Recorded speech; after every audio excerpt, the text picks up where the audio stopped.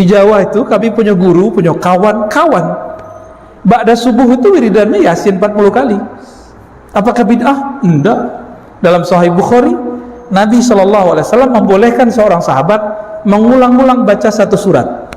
Maka Imam Nawawi nulis kitab Al-Azkar, ada satu bab kebolehan tardidul ayah, tikrarul ayah, mengulang-ulang satu ayat, satu surat menjadi wirid dan zikir. Jadi wirid bahasa Arab itu hanya zikir yang diulang. Wirid di kampung awak artinya pengajian rutin. Pengajian rutin dan disebut wirid. Bolehlah ya, cocok logi. Jadi apa yang terjadi malam Sya'ban kini kok? Mulai dari tadi terbenam matahari, Allah menilai kalbu.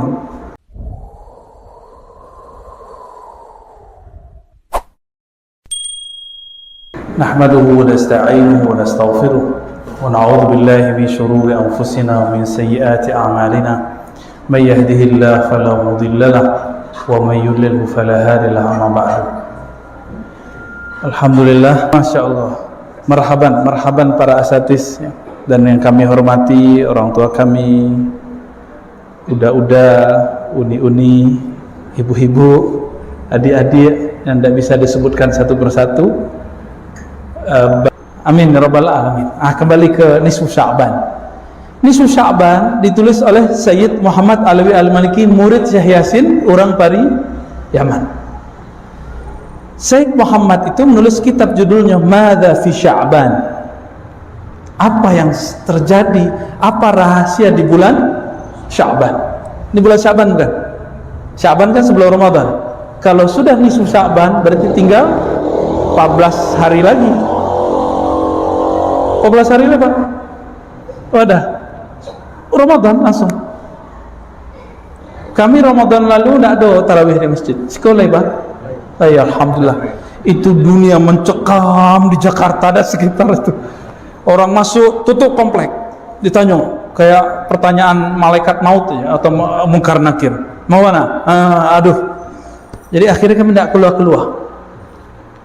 Pengen langsung pulang kampung supaya tidak terjebak di situ. Kira di kampung orang biasa ya, zona hijau. Alhamdulillah, tidak ada masker kan, nikmat tuh. Payah pakai masker. Payah kena kaloid di samping kan. Kalau kena masker gili-gili. Di bulan Sya'ban kini itu lebih spesial, ya. Sebab spesialnya itu kita baru melewati, bahkan sedang beradaptasi dengan pandemi, ya. Itu spesialnya. Dulu bulan Sya'ban itu bulan ajaib di zaman Rasulullah. Kok bulan ajaib? Kiblat dipindah, pasti yang sering haji umroh, kiblat dipindah itu pertengahan nisfu Sya'ban. Tadi siang. Ya, masjid apa namanya? Qiblatain. Dari Masjidil Aqsa dipindahkan. Maka dua kiblat di situ. Tapi sholat di situ bukan satu yang spesial. Yang spesial cuma sejarahnya. Turun ayat itu. Apa yang terjadi di bulan Sya'ban? Jadi kiblat kita itu ulang tahun malam kini. Ulang tahun kiblat itu. Jadi boleh disebut milad kiblatina. Milad hari lahirnya kiblat kita. Pembeda abadi antara ahlu kitab dan Nabi kan nggak suka dengan tasyabuh, menyerupai ahlu kitab kan nggak suka. Nabi menghormati milad beliau, lahir beliau dengan berpuasa. Ya, tapi kita kan tidak perlu puasa lah ya.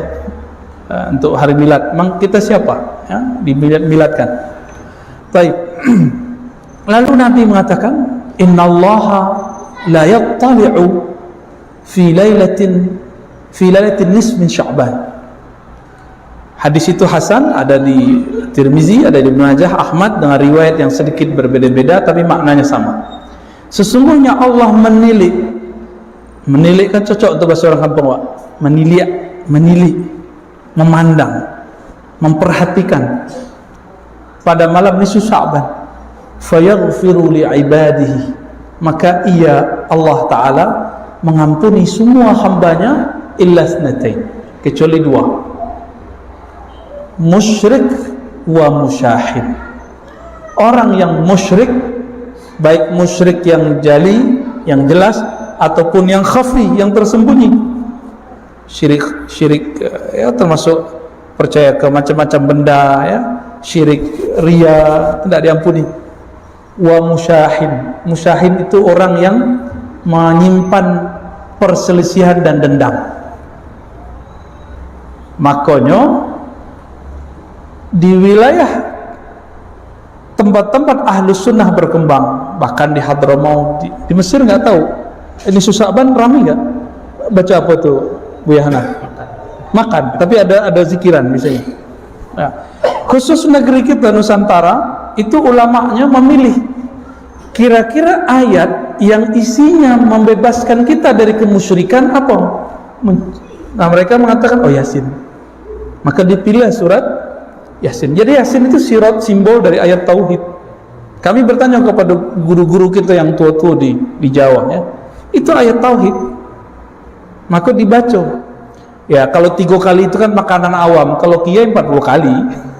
Di Jawa itu kami punya guru, punya kawan-kawan, ba'da subuh itu wiridannya Yasin 40 kali. Apakah bid'ah? Enggak. Dalam Sahih Bukhari, Nabi SAW membolehkan seorang sahabat mengulang-ulang baca satu surat.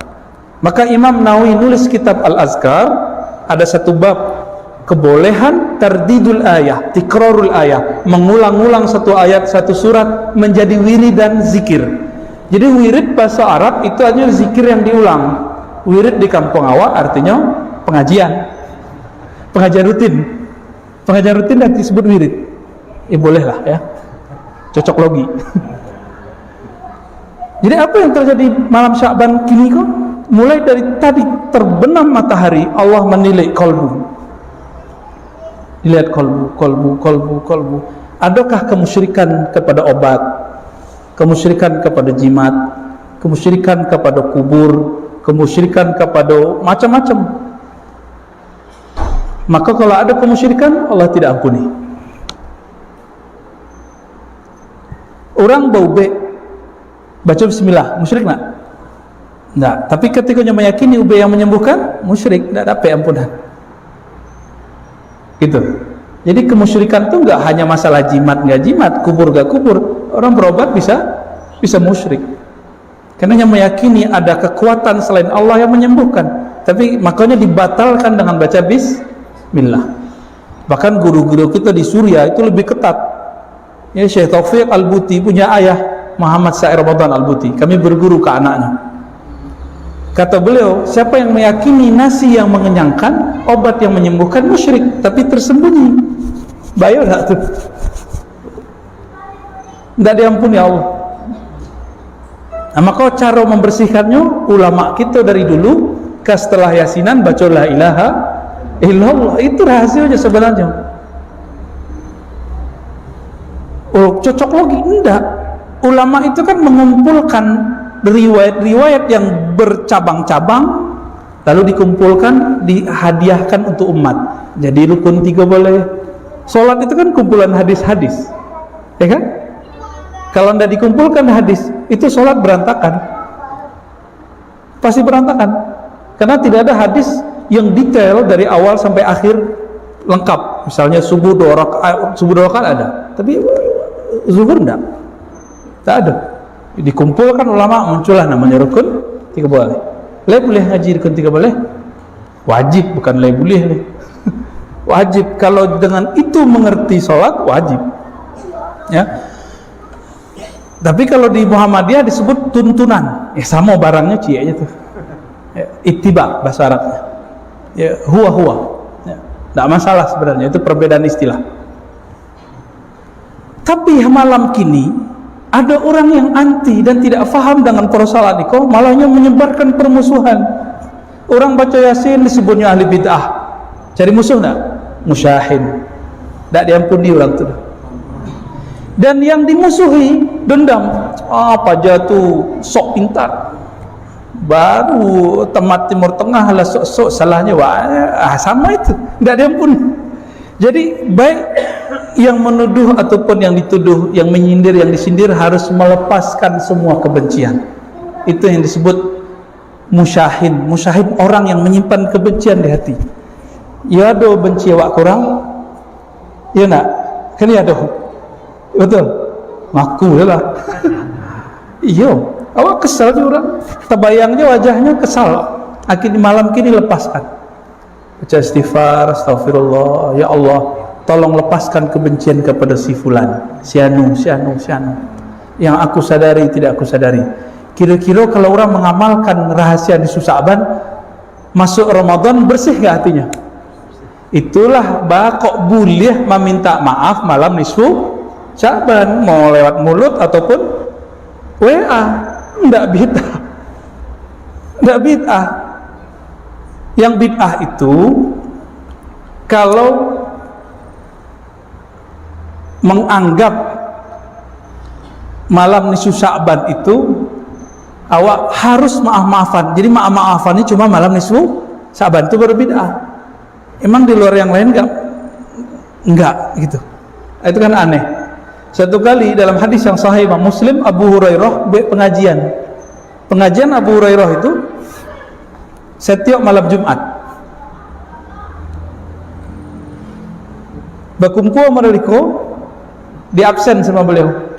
Siapa yang hari ini berkelahi, dendam, sakit hati kepada kawannya, memutus silaturahmi, tolong keluar, minta maaf dulu kepadanya, baru kembali ke majelisku. Separuh tuh keluar tuh, sekedar minta maaf supaya bisa mengaji ke Abu Hurairah. Jadi kami pikir-pikirlah lamu, bakok kadang-kadang majelis tuh angin rasanya, tidak nyaman ya di majelis tuh. Pernah buyahan gitu? Pernah Ustaz? Ya, beliau kan ceramah ya kan, imam, hafiz.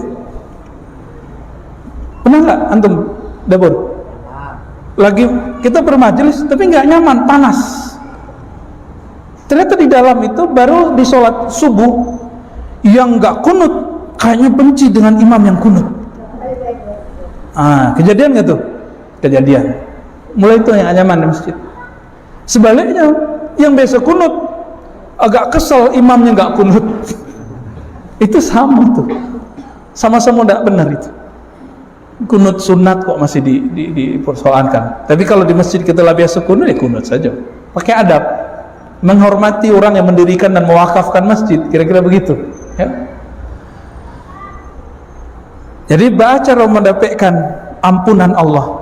Kalau awak dapat ampunan Allah itu sudah kewalian kecil, wilayatun sughra, wali ketek lah jadi kekasih Allah wak. Maka kalau meminta malam itu setelah melepaskan kebencian, pasti doanya mustajab. Yang penting yakin. Kira-kira maka kami buka-bukalah satu kitab judulnya At-Tabsirah karya Ibnul Jauzi. Al-Hafiz Ibnul Jauzi, murid dari Syekh Abdul Qadir Jilani, tapi ahli hadis, mengkritisi banyak orang tapi hanya memuji bab itu. Apa kata beliau? Nisfu Sya'ban itu adalah malam termulia kedua setelah Lailatul Qadar. Kiranya ada rahasia cik. Nisfu Sya'ban itu malam diangkatnya amal-amal. Dia amal. Jadi ada namanya laporan mingguan, Senin dan Kamis. Ada laporan tahunan, itu nisfu Sya'ban. Maka Allah pandang, lai beristighfar wa malamiku, lai memaafkan orang malamiku, semua amal walaupun sembahyang tak khusyuk itu diangkat. Lai khusyuk sembahyang maghrib tadi nak? Tak kan? Jujur. Banyak pikiran kan? Maafkan orang hari ini, tidak syirik, itu diangkat, diterima. Allah maafkan, ya sudah, kan khusyuk nggak wajib. Ya, tidak Allah maafkan. Bagi kira-kira, le siap membuang dendam?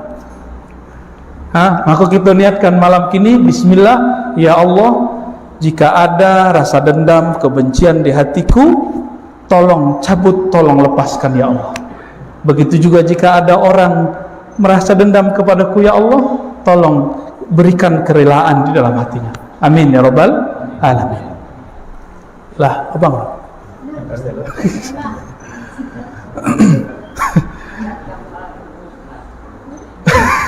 Insyaallah.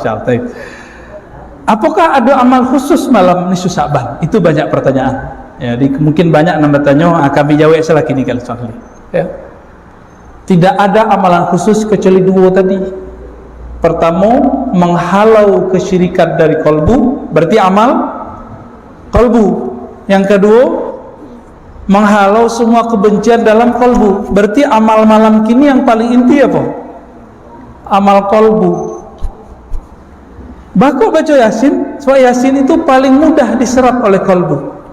Bakok tahlil itulah pembebas dari semua kesyirikan. Tapi ada syaratnya kalau baca tahlil. Di dalam hadis Imam Bukhari dikatakan Allah mengharamkan neraka terhadap orang yang mengatakan la ilaha illallah min qalbihi aw nafsihi. Ini kami ulang-ulang. Dibacanya dari dalam kolbunya atau dari dalam dirinya. Nah, itu dua makom tuh. Jadi orang baca la ilaha illallah ada dari kolbunya, ada dari jiwanya, pikirannya. Itu beda cara. Yang pentingnya membaca. Kalau dalam jiwanya berarti sadar ayamnya baca. Kalau dalam kolbunya merasakan rahasia kalimah yang dibaca. Nah, itulah yang didapat dalam talqin zikir ulama-ulama ahli zikir. Nah, kalau ingin mendapatkan rasa itu harus diambil dari ahlinya. So ahlinya itu ngambil dari gurunya yang bersambung kepada Rasulullah. Itu tidak bisa dibaca dari buku. Di buku ditulis 1000 kalimat khusyuk, kita baca tidak jadi khusyuk. Ya tak? Khusyuk itu rasa yang ada di kolbu seorang hamba Allah yang kemudian ini ajarkan rasa itu kepada muridnya. Sebagaimana Al-Quran cara mencoba itu kan ditiru zahirnya, batin itu bisa ditiru, bisa dirasakan ya. Namanya talqin zikir, talqin bimbingan zikir. Talqin tidak hanya untuk orang nan mati sakarat, tapi talqin itu lebih utama untuk orang yang hidup. Kita yang masih hidup. Jadi tidak ada amalan khusus dalam bentuk apapun. Jadi boleh baca Yasin, boleh baca Al-Kahfi, boleh baca Qul 1000, boleh, tidak masalah.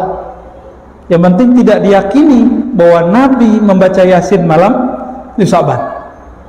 Itu. Yang Nabi perintahkan apa? Cuma dua tadi. Buang musyrik, buang permusuhan. Namun tinggal di kampung kan dia kadang-kadang ada bergesekan. Nah, inilah hebatnya orang di Sebarang. Di Sebarang, di Jawa, di Banten, di Betawi, di Lombok, di Kalimantan, nisfu Sya'ban itu ngumpul. Lalu mereka baca doa, mengirim doa untuk orang-orang yang sudah wafat.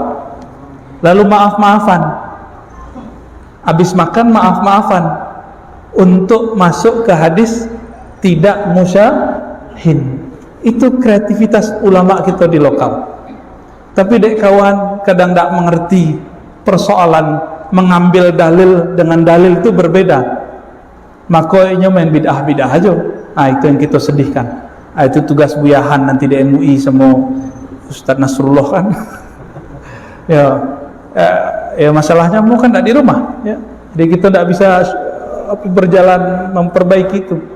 Dulu kami pernah di suatu lembaga, kita pindah-pindah kota buat training, dan itu menyedihkan. Para ustadz itu kiranya menjadi agen penyebar hadis palsu. Itu fakta pertama. Dan kedua, para ustadz yang tahu hadis ketek lah berani menyalahkan amalan orang yang ada di kampungnya. Paranya tidak tahu sejarah amalan itu apa. Kita bersyukur kepada Allah, kita punya guru-guru yang membimbing itu. Jadi tradisi yang ada di Kampawa itu bukan tradisi orang Awak, itu tradisi dibawa dari Mekah, dibawa dari Yaman, dibawa dari Suriah, dan itu sama, tidak jauh beda. Tahlil la ilaha illallah itu banyak Pak, di Yaman itu banyak, di Suriah, di Lebanon itu banyak. Guru-guru kami tahlil itu gitu, la ilaha illallah, biasa aja. Tidak tahu kalau di Mesir Pak Buyahan, sama. Cuma mungkin kita kaget-kaget kalau ada orang Josu apa namanya? Ya, itu bukan kesurupan, itu keasikan namanya. Itu tarekatnya tarekat Saman. Dulu kami ketika kita umur 11,5 sama jo buyahan mambek kaji itu ke Buya Datuk Sati Hasan Basri Jalil.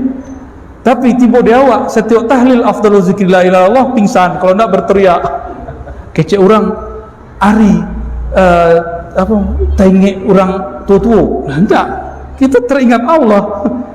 Cuma karena badan masih kete, akal belum sempurna, dia agih kalimah itu langsung menggejolak. Dan sering pingsan kan semua. Pernah dulu lagi sholat pingsan. Pembuyahan tuh. Ya. Gimana nak ngaku kan? Kita expose begini. Apa sebab itu expose? Kami beraja hikam dulu ke Buya Nu'man Bashir. Masih remaja itu, Buya Nu'man.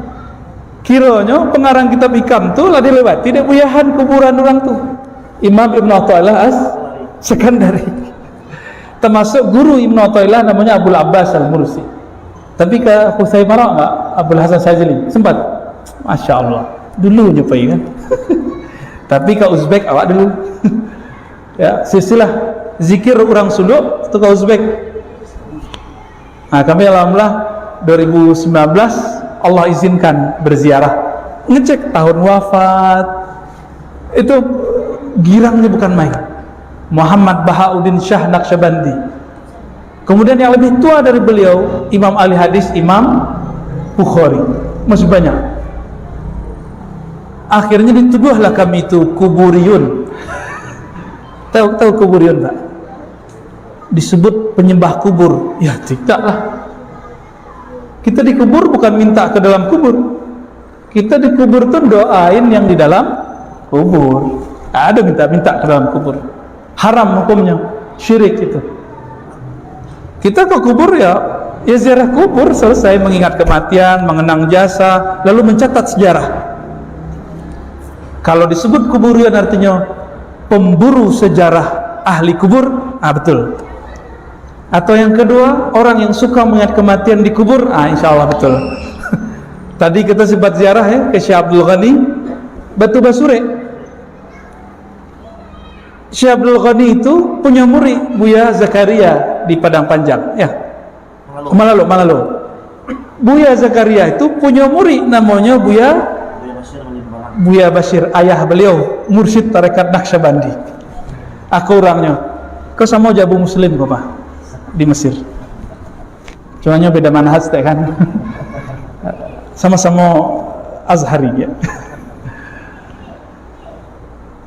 Tadi kan kita ziarah, alhamdulillah. Jadi antum udah lihat tuh ya, nih cicit dari keilmuannya Syekh Abdul Ghani An-Nablisi.